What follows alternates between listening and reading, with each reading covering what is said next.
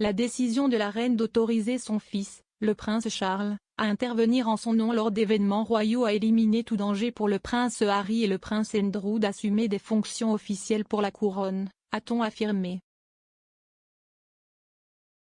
En fin de semaine dernière, il a été annoncé que Sa Majesté, 95 ans, ne participerait pas au service saint ayant lieu ce week-end. Au lieu de cela, pour la première fois, le prince Charles procédera à la traditionnelle cérémonie de remise des pièces, qui se tiendra cette année à Windsor.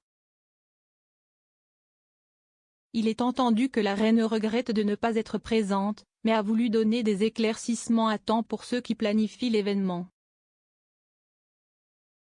Ce sera le premier service sacré manqué par la reine depuis 1970. Plutôt que de permettre aux spéculations sur sa présence d'éclipser les préparatifs du service Mondi, il est entendu que la reine a décidé de donner une confirmation rapide que le prince Charles la représentera à la place.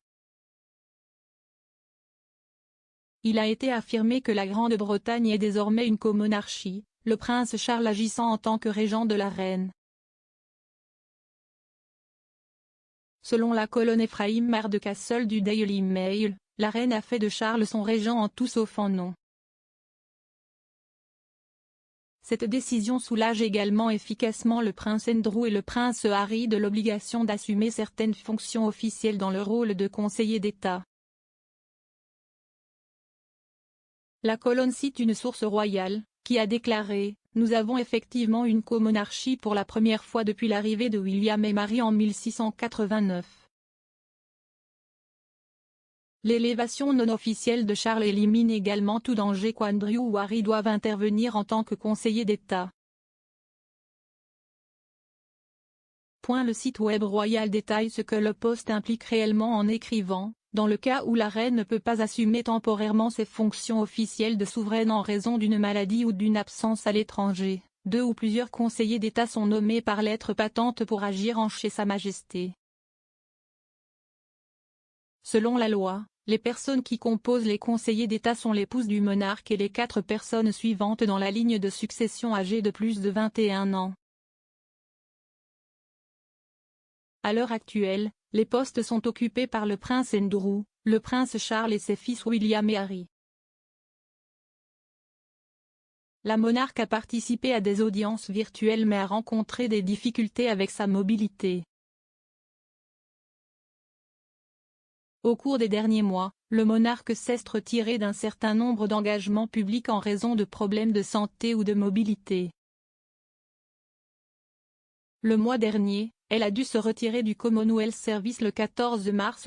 On ne pense pas que sa décision de se retirer de l'événement soit liée à une maladie ou à une infection. Au lieu de cela, il a été dit qu'il s'agissait d'une décision prise concernant le confort de la monarque lorsqu'elle voyageait de sa maison du château de Windsor au service à Londres et retour.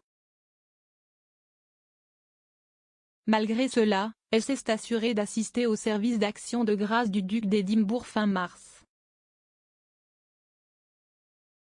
L'occasion a marqué le premier événement à grande échelle auquel elle a assisté à l'extérieur des murs du palais depuis octobre, lorsqu'elle a été admise à l'hôpital pour des tests non divulgués. La monarque a également récemment révélé qu'elle était restée très fatiguée et épuisée après son épisode de Covid alors qu'elle discutait de son expérience avec un ancien patient dont le frère et le père sont morts du virus. Elle a été testée positive pour le virus en février, mais a continué avec des tâches légères au bureau, malgré ce que Buckingham Palace a décrit comme des symptômes légers de type rhume.